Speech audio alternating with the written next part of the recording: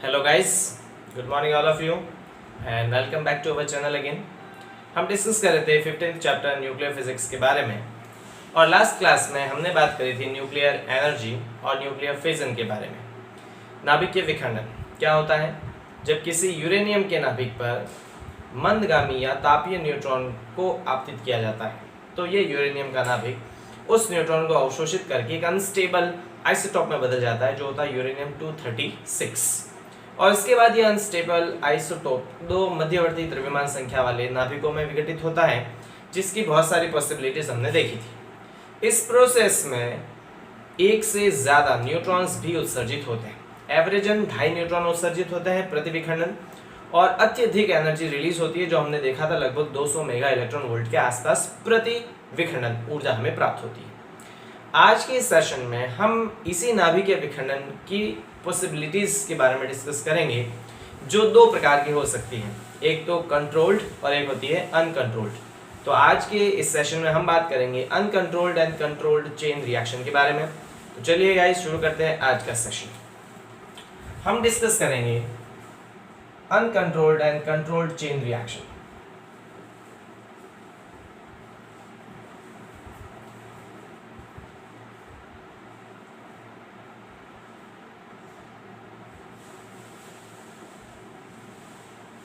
जिसे हम कहते हैं अनियंत्रित एवं नियंत्रित नाभिकीय विखंडन।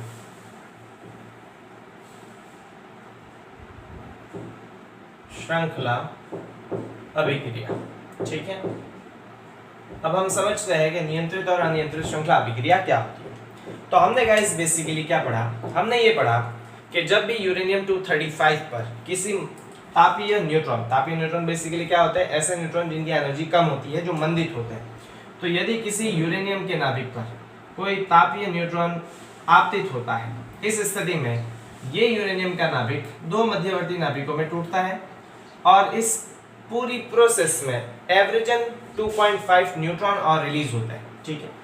यहाँ पे मैं केवल 2 न्यूट्रॉन ही मान लेता हूँ कि इस प्रोसेस में 2 न्यूट्रॉन और निकलते हैं। इस तरह से 2 न्यूट्रॉन निकलते हैं और अत्यधिक मात्रा में ऊर्जा रिलीज होती है। इस घटना को हम नाभिकीय विखंडन अभिक्रिया कहते हैं। अब यहाँ पे एवरेजन 2.5 न्यूट्रॉन हमें प्राप्त होता है प्रति विखंडन। इसका यह मतलब है कि अगर 100 नाभिकों का विखंडन होगा तो हमें वहां पे 250 न्यूट्रॉन्स मिलेंगे, 250 नए न्यूट्रॉन्स मिलेंगे।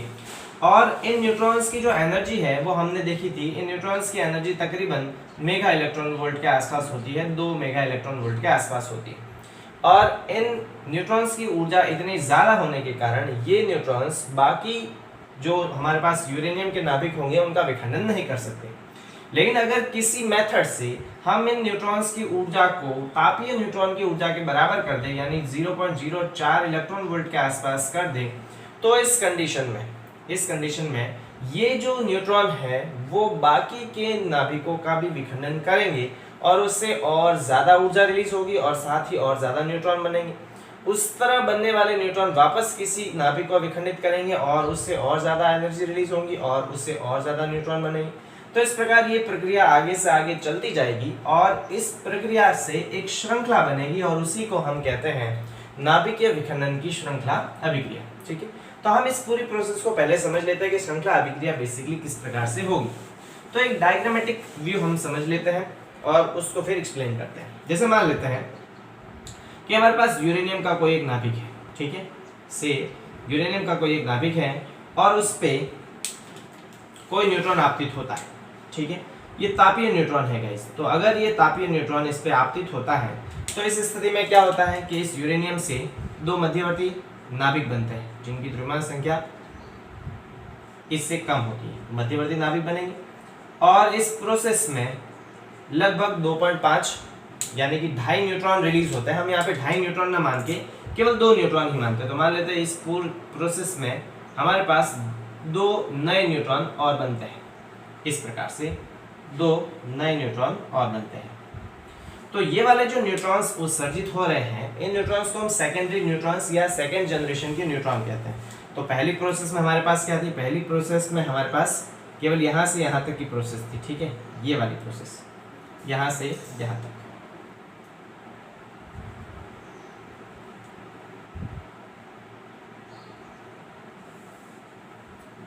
इसमें हमारे पास केवल एक न्यूट्रॉन था।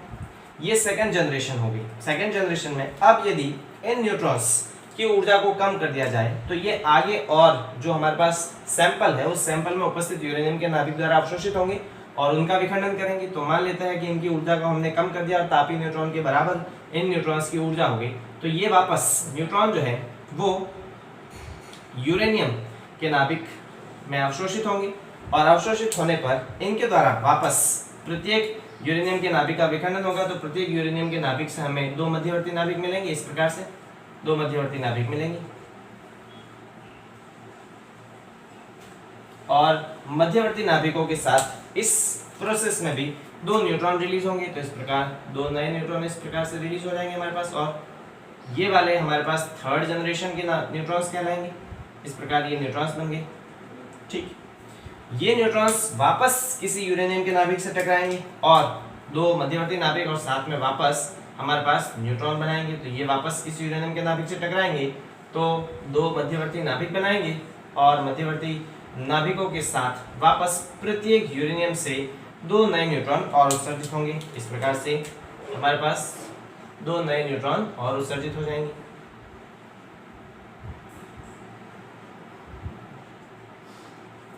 यहाँ पर भी ये वाले यूरेनियम से टकराएंगे तो यूरेनियम से नए नाभिक बनेंगे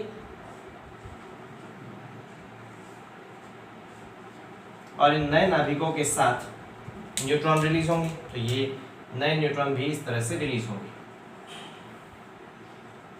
ठीक है, तो ये प्रोसेस आगे से आगे बढ़ती जाएंगी और हमारे पास प्रत्येक विखंडन में नए न्यूट्रॉन बनेंगे। जो नए न्यूट्रॉन आगे और किसी नाभिक को विखंडित करेंगे उससे और ज्यादा न्यूट्रॉन बनेंगे, वो नाभिक को और विखंडित करेंगे और ये प्रोसेस आगे से आगे चलती रहेगी। इसी प्रोसेस को हम श्रृंखला अभिक्रिया कहते हैं। तो बेसिकली श्रृंखला अभिक्रिया क्या होती है कि यदि किसी यूरेनियम के नाभिक पर जब तापीय न्यूट्रॉन को आपतित कराया जाता है तो इस प्रोसेस में मध्यवर्ती द्रव्यमान संख्या के दो नए नाभिक बनते हैं और साथ ही प्रति विखंडन हमें 2.5 न्यूट्रॉन प्राप्त होते हैं। हम केवल 2 न्यूट्रॉन मानते हैं।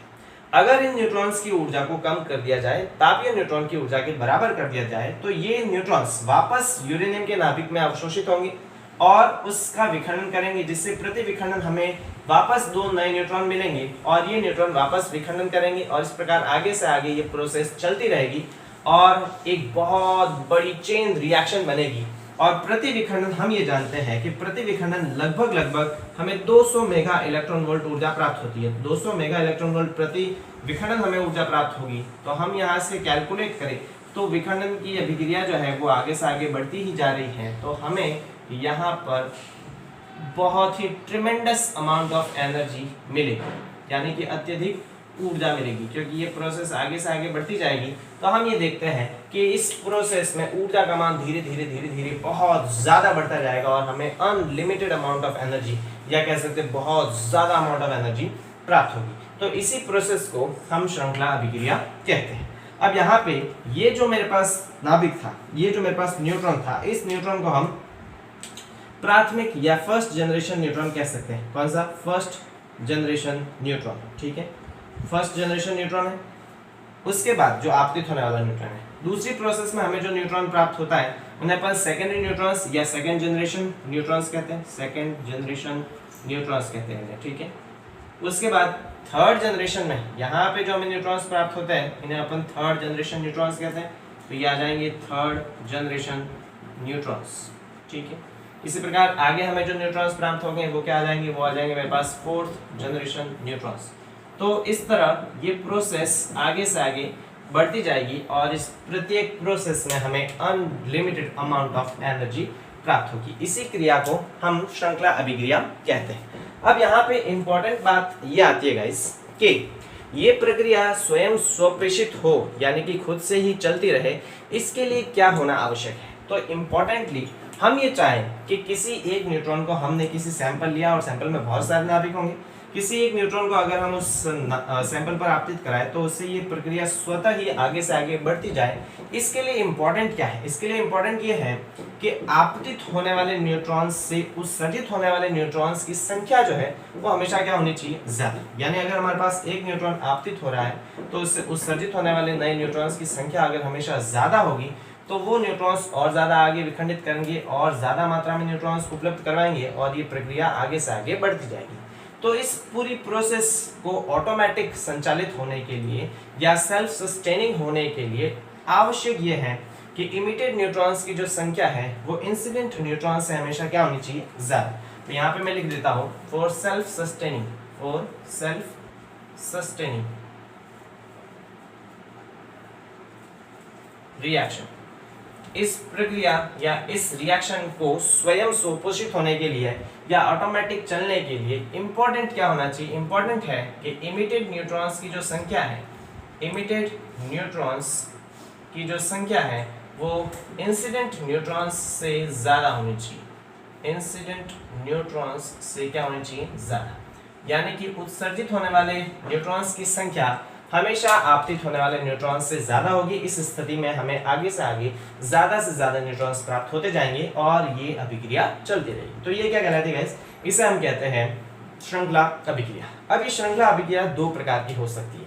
जैसा कि मैंने मेंशन किया, हमारा टॉपिक ये है कि श्रृंखला अभिक्रिया दो प्रकार की हो सकती है, एक तो अनियंत्रित हो सकती है और एक नियंत्रित हो सकती है। तो हमने क्या बात करी कि इस पूरी प्रोसेस के सेल्फ सस्टेनिंग होने के लिए यानी ऑटोमेटिक आगे बढ़ने के लिए स्वतः ही ये पोषित हो, इस प्रकार की होने के लिए हमेशा उत्सर्जित न्यूट्रॉन्स की जो संख्या है वो आपतित न्यूट्रॉन्स की संख्या से ज्यादा होनी चाहिए। तो इसको हम एक फैक्टर से रिप्रेजेंट करते हैं जिसे हम कहते हैं न्यूट्रॉन मल्टीप्लिकेशन फैक्टर। तो उसके बारे में डिस्कस कर लेते हैं। मैं इसको रफ कर देता हूँ गाइस, तो इसका आप स्क्रीनशॉट ले लीजिएगा, उसके बाद मैं इसको रफ कर देता हूँ। ठीक है, चलिए तो इस पूरी को अपन रफ कर देते हैं। ये श्रृंखला अभिक्रिया का जनरल डायग्राम है। ठीक, तो इसको रफ कर देते हैं।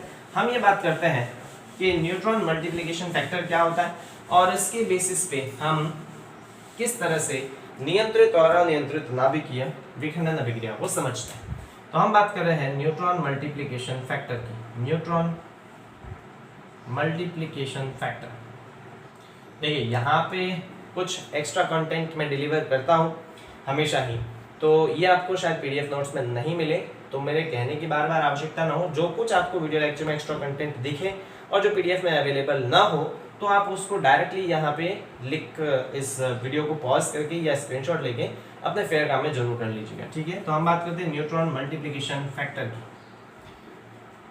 जिसे हम के से रिप्रेजेंट करते हैं। देखिए न्यूट्रॉन मल्टीप्लिकेशन फैक्टर को किस तरह से रिप्रेजेंट किया जाता है, ये बेसिकली होता है rate of production of neutron to the rate of loss of neutron. ठीक है, तो इसे हम रिप्रेजेंट करते हैं rate of production of neutron, production of neutron यानी न्यूट्रॉन के उत्पन्न होने की दर to the rate of loss of neutron.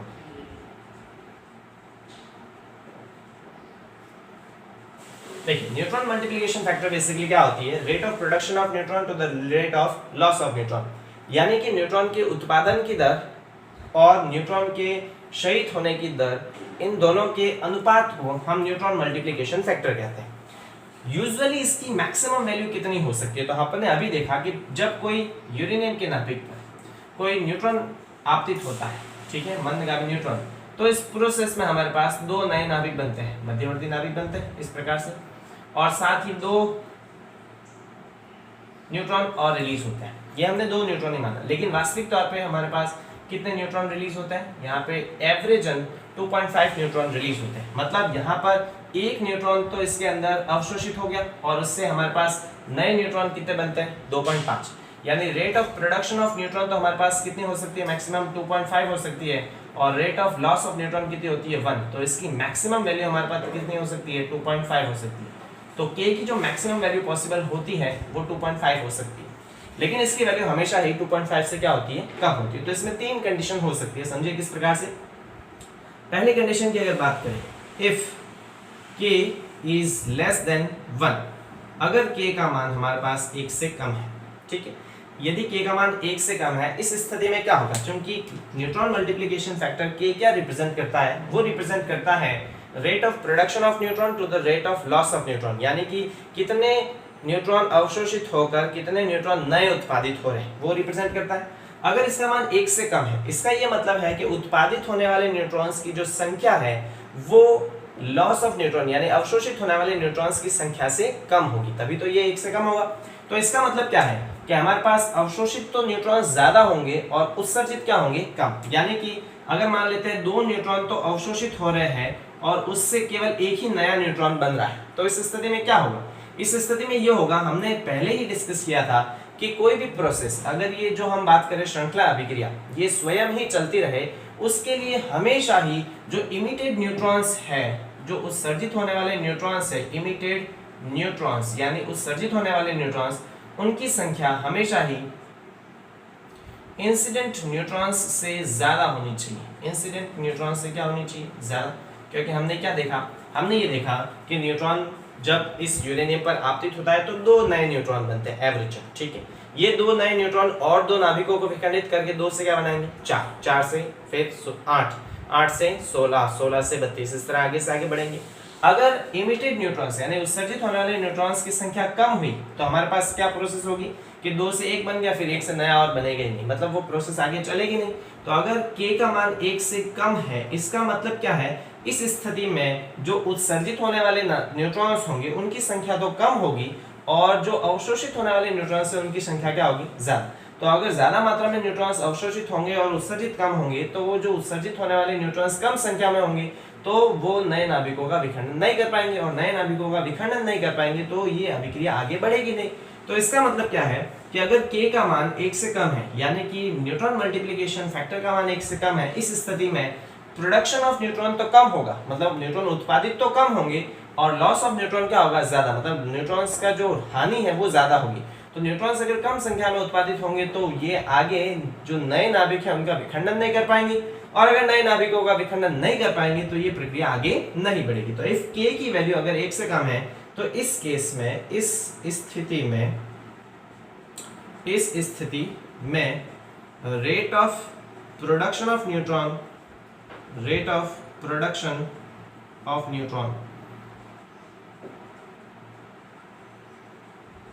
का मान rate of loss of neutron से कम होगा, rate of loss of neutron से कम होगा। और अगर रेट ऑफ प्रोडक्शन कम होगा रेट ऑफ लॉस से, तो यहां पर यह प्रक्रिया स्वयं आगे नहीं बढ़ पाएगी, अर्थात यानी अतः इस स्थिति में श्रृंखला अभिक्रिया स्वसंपोषी नहीं होगी। स्वसंपोषी का मतलब होता है सेल्फ सस्टेनिंग, यानी खुद से ही आगे बढ़ना, ठीक है। तो ये प्रक्रिया खुद से आगे नहीं बढ़ पाएगी, सेल्फ सस्टेनिंग नहीं होगी, तो प्रक्रिया जो है वो आगे नहीं बढ़ेगी, मतलब कोई श्रृंखला बनने वाली नहीं है। तो स्पष्ट रूप से अगर न्यूट्रॉन मल्टीप्लिकेशन फैक्टर का मान 1 से कम हुआ तो प्रोडक्शन ऑफ न्यूट्रॉन तो कम होगा, न्यूट्रॉन कम संख्या में उत्पादित होंगे और उनकी हानि ज्यादा होगी। तो इस स्थिति में क्या होगा कि वो जो न्यूट्रॉन्स कम संख्या में बनेंगे तो आगे वाले नाभिकों का विखंडन नहीं कर पाएंगे, तो ये जो प्रक्रिया है वो सेल्फ सस्टेनिंग नहीं होगी, मतलब स्वतः ही आगे नहीं बढ़ पाएगी, ठीक है। ये वाली पहली कंडीशन होगी जब न्यूट्रॉन मल्टीप्लिकेशन फैक्टर का मान हमारे पास 1 से गाइस क्या होता है? कम होता है। तो सेकंड कंडीशन की बात कर लेते हैं कि अगर न्यूट्रॉन मल्टीप्लिकेशन फैक्टर का मान 1 से क्या हो? ज्यादा, तो इसको रफ कर देते हैं अपन। दूसरी कंडीशन की बात कर लेते हैं जब न्यूट्रॉन मल्टीप्लिकेशन फैक्टर का मान जो है, second situation, if k is greater than 1, अगर हमारे पास न्यूट्रॉन मल्टीप्लिकेशन फैक्टर का मान 1 से ज्यादा, तो स्पष्ट रूप से हम क्या देखते हैं? न्यूट्रॉन मल्टीप्लिकेशन फैक्टर बताता है rate of production to the rate of loss. अगर इसका मान 1 से ज्यादा है, मतलब ऊपर वाली क्वांटिटी ज्यादा होगी, नीचे वाली कम होगी, यानी प्रोडक्शन तो ज्यादा होगा और लॉस क्या होगा? कम होगा। तो इस स्थिति में क्या होगा? अगर ज्यादा मात्रा में न्यूट्रॉन उत्पादित होंगे, लॉस होने की जगह उनका उत्पादन ज्यादा होगा, तो नए ज्यादा मात्रा में उत्पादित होने के कारण वो ज्यादा मात्रा में न्यूट्रॉन्स जो है वो अधिक संख्या में उन नए नाभिकों का विखंडन करेंगे और उससे और ज्यादा न्यूट्रॉन्स बनेंगे, वो और आगे ज्यादा विखंडन करेंगे। तो ये प्रक्रिया जो है वो आगे से आगे बढ़ती जाएगी और इस प्रक्रिया में जो रेट है, जो प्रोसेस है, वो भी धीरे धीरे बढ़ती जाएगी। तो इस पूरी प्रोसेस में हमारे पास जो रिएक्शन होगी वो अनकंट्रोल्ड होगी। समझिए कैसे? उदाहरण के तौर पे अगर हम ये मान लेते हैं if K is equal to 1.5, हम ये मान लेते हैं कि हमारे पास K का मान कितना है 1.5 है, यानी कि 100 न्यूट्रॉन्स से हमें 150 न्यूट्रॉन्स नए प्राप्त होंगे, ठीक है, और इन 150 नए न्यूट्रॉन्स से हमें 225 नए न्यूट्रॉन्स प्राप्त होंगे। तो इस प्रकार देखिए 100 से 150, 150 से 225, इस तरह ये प्रोसेस आगे से आगे बढ़ती जाएगी और हमारे पास हर बार न्यूट्रॉन्स की संख्या पहले वाले न्यूट्रॉन्स से ज़्यादा होगी। तो अगर न्यूट्रॉन्स की संख्या पहले वाले न्यूट्रॉन से ज़्यादा प्राप्त होती जाएगी तो हमने जो डायग्राम बनाया था उसी तरह हमें प्रोसेस प्राप्त होगी कि हमारे पास विखंडन जो है वो धीरे धीरे बढ़ता जाएगा। 1 से 2 नाभिक बनेंगे, 2 से प्रत्येक से 2 और 2 बनेंगे तो 2 से 4, फिर 4 से 16, 16 से 2 जो है उसका इस प्रकार से आगे बढ़ता जाएगा। और इस प्रोसेस में हमारे पास जो रेट है, रिएक्शन की जो रेट है वो काफ़ी ज़्यादा होगी, और रिएक्शन की रेट जब काफ़ी ज़्यादा होगी तो इस प्रकार की प्रोसेस को हम अनकंट्रोल्ड या अनियंत्रित श्रृंखला अभिक्रिया कहते हैं। समझ लीजिए मेरी बात, यदि K का मान 1 से ज़्यादा है तो न्यूट्रॉन्स का प्रोडक्शन ज़्यादा होगा, उनका लॉस कम होगा। अगर न्यूट्रॉन्स का प्रोडक्शन ज़्यादा होगा तो ज़्यादा मात्रा में जो नए न्यूट्रॉन्स बनेंगे वो और ज़्यादा मात्रा में नाभिकों का विखंडन करेंगे, और इस प्रकार हर बार नाभिकों के विखंडन की मात्रा बढ़ती जाएगी। हर बार नाभिकों के विखंडन की मात्रा बढ़ने से हमारे पास जो रिएक्शन की रेट है, जो हमारे पास अभिक्रिया की जो दर है वो काफ़ी ज़्यादा हो जाएगी, और इस प्रकार की अभिक्रिया को हम अनियंत्रित नाभिकीय विखंडन अभिक्रिया कहते हैं। तो हम इसको व्यवस्थित तौर पे लिख लेते हैं किस प्रकार से कि अगर न्यूट्रॉन मल्टीप्लिकेशन फैक्टर का मान 1 से ज़्यादा है, इस स्थिति में rate of production of neutron जो है, rate of production of neutron का जो मान है वो rate of loss of neutron से कम होगा, ज़्यादा होगा, लॉस ऑफ न्यूट्रॉन से ज़्यादा होगा। और अगर रेट ऑफ प्रोडक्शन ज़्यादा है रेट ऑफ लॉस से, तो इस स्थिति में हमारे पास ये प्रोसेस सेल्फ सस्टेनिंग भी होगी और बहुत ज़्यादा रेट के साथ होगी। तो इस स्थिति में प्रोसेस सेल्फ सस्टेनिंग होगी। सेल्फ सस्टेनिंग का मतलब स्वयं ही स्वपोषित होगी, खुद ही चलती रहेगी, ठीक है। एक बार जब हमने इस प्रोसेस को स्टार्ट कर दिया तो ये प्रोसेस स्वयं ही आगे से आगे बढ़ती जाएगी जब तक पूरे के पूरे पदार्थ का विखंडन नहीं हो जाता। तो इस स्थिति में प्रोसेस सेल्फ सस्टेनिंग यानी स्व संपोषी होगी, तथा इसकी दर बढ़ती जाती है, क्योंकि हम देखते हैं कि प्रत्येक बार हमारे पास न्यूट्रॉन्स की संख्या बढ़ती जाएगी तो अभिक्रिया की दर भी बढ़ती जाती है, और इसे हम अनियंत्रित श्रृंखला अभिक्रिया कहते हैं। कौन सी अभिक्रिया कहते हैं? अनियंत्रित श्रृंखला अभिक्रिया कहते हैं, ठीक है। तो हमने क्या देखा कि अगर हमारे पास न्यूट्रॉन मल्टीप्लिकेशन फैक्टर का मान 1 से ज़्यादा है तो rate of production of neutrons ज़्यादा होगी रेट ऑफ लॉस से। ज़्यादा मात्रा में न्यूट्रॉन्स बनेंगे तो ज़्यादा मात्रा में न्यूट्रॉन्स बनने से ज़्यादा मात्रा में विखंडन करते जाएंगे, आगे से आगे विखंडन की मात्रा भी बढ़ती जाएगी। तो हम ये देखते हैं कि इस पूरी प्रोसेस की जो रेट है, जो दर है, वो बढ़ती जाएगी, और अगर दर बार बार बढ़ती जाएगी मतलब ये नियंत्रित नहीं होगी, ये अनियंत्रित नाभिकीय विखंडन कहलाएगी। जब तक कि पूरे पदार्थ का विखंडन नहीं हो जाता तब तक विखंडन होता रहेगा, ठीक है। और इस पूरी प्रोसेस को हम सेल्फ सस्टेनिंग कहते हैं, क्योंकि ये प्रोसेस आगे से आगे खुद को ही स्वपोषित करेगी। हमने केवल एक न्यूट्रॉन को आपतित करवाना है, एक न्यूट्रॉन आपतित होने के बाद ये पूरी प्रोसेस विखंडन चलता रहेगा अपने स्तर पर। अब चूंकि ये नियंत्रित अभिक्रिया जो नहीं है, अनियंत्रित अभिक्रिया है, और इसमें दर बढ़ती जाती है, तो इसके फलस्वरूप एक विस्फोट होता है। क्या होता है? एक्सप्लोजन होता है, ठीक है। इसमें एक्सप्लोजन होता है, एक्सप्लोजन होगा, और ये कौन सी कंडीशन होती है? ये एटम बम वाली कंडीशन होती है। जो बॉम्ब होता है गाइस, उनमें अनियंत्रित नाभिकीय विखंडन अभिक्रिया ही होती है। तो उसमें क्या होता है कि यूरेनियम का कोई जो पदार्थ रखा होता है, उस यूरेनियम के पदार्थ पर एक न्यूट्रॉन आपतित कराया जाता है। अब वो एक न्यूट्रॉन से 2 नए न्यूट्रॉन बनेंगे, उन 2 से 4 बनेंगे, 4 से 8 बनेंगे, इस तरह ये आगे से आगे प्रोसेस चलती रहती है, और अनियंत्रित मात्रा में ऊर्जा रिलीज होती है, और अनियंत्रित मात्रा में ऊर्जा रिलीज होने के कारण एक्सप्लोजन होता है, और यही प्रोसेस एटम बम में होती है। मैं इस पर एक अलग से एनिमेटेड वीडियो बनाऊंगा जिससे आप इस पूरी प्रोसेस को समझ सकें कि अनियंत्रित नाभिकीय विखंडन अभिक्रिया वास्तविक तौर पे या एनिमेटेड वीडियो में किस प्रकार से दिखती है, ठीक है गाइस। तो इसका स्क्रीनशॉट ले लीजिए और अपने फेयर काम में लिख लीजिएगा। तो तीसरी हम बात कर लेते हैं, यदि K का मान किसके बराबर हो? 1 के बराबर, तो उस प्रोसेस में क्या होगा उसके बारे में हम डिस्कस कर लेते हैं। चलिए, तो थर्ड कंडीशन, यदि k का मान 1 के बराबर, if k is equal to 1, यदि k का मान 1 के बराबर है, इसका मतलब कि रेट ऑफ प्रोडक्शन और रेट ऑफ लॉस दोनों सेम है। इसका मतलब क्या है कि अगर 100 न्यूट्रॉन आपतित हो रहे हैं तो उत्सर्जित भी कितने हो रहे हैं, 100।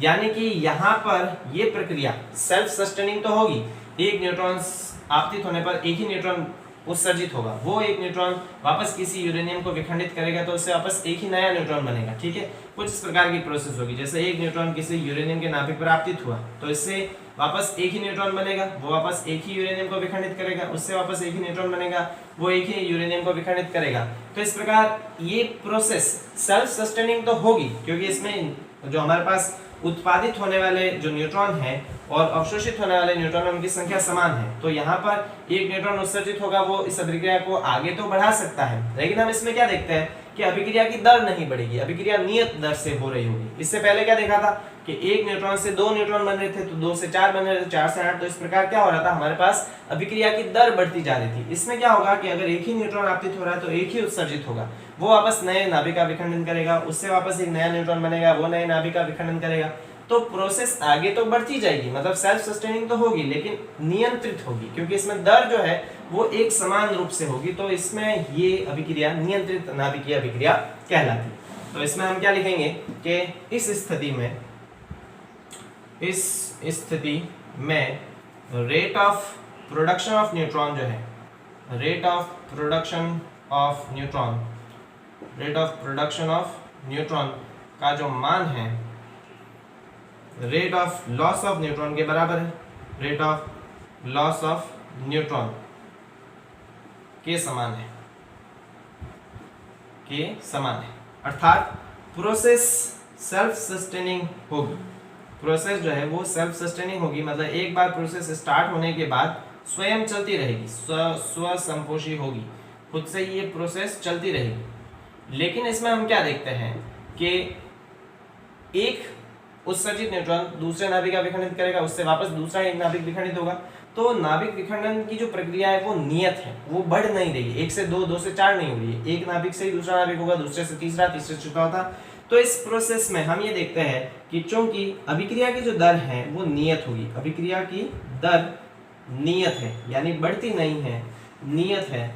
अतः इस प्रकार की अभिक्रिया को, इसे हम नियंत्रित श्रृंखला अभिक्रिया कहते हैं, नियंत्रित श्रृंखला अभिक्रिया कहते हैं, इसे नियंत्रित श्रृंखला अभिक्रिया कहते हैं। तो ये हमने तीन ही पॉसिबिलिटीज के बारे में डिस्कस किया। अब ये नियंत्रित श्रृंखला अभिक्रिया जो है इसी का हम यूज करते हैं न्यूक्लियर रिएक्टर में, जो हम इससे आगे वाले वीडियो लेक्चर में डिस्कस करेंगे कि न्यूक्लियर रिएक्टर बेसिकली क्या होता है। तो न्यूक्लियर रिएक्टर में हम न्यूट्रॉन मल्टीप्लिकेशन फैक्टर का मान 1 रखते हैं, यानी उसमें हमारे पास रेट ऑफ प्रोडक्शन और rate of loss of neutron जो है वो सेम होता है, और इसे हम नियंत्रित श्रृंखला अभिक्रिया कहते हैं, और इसका हम यूज न्यूक्लियर रिएक्टर में करते हैं। तो ये तीन पॉसिबिलिटीज हमने गाइस देख ली कि न्यूट्रॉन मल्टीप्लिकेशन फैक्टर का मान क्या क्या पॉसिबल हो सकता है। अब इसके अलावा भी हमारे पास कुछ और दिक्कतें होती है, और वो क्या दिक्कतें होती है उसके बारे में हम हमारे अगले वीडियो लेक्चर में डिस्कस करेंगे कि इस नियंत्रित और अनियंत्रित नाभिकीय अभिक्रिया का हम क्या क्या इसमें प्रॉब्लम्स होती हैं, उन प्रॉब्लम्स के बारे में डिस्कस करेंगे, और साथ ही जो हमने बात करी कि जो नियंत्रित नाभिकीय अभिक्रिया है उसका यूज़ करते हैं हम न्यूक्लियर रिएक्टर में, तो उसके बारे में भी हम डिस्कस करेंगे हमारे अगले वीडियो लेक्चर में। तो मिलते हैं गाइस अगले वीडियो लेक्चर में। Thank you so much.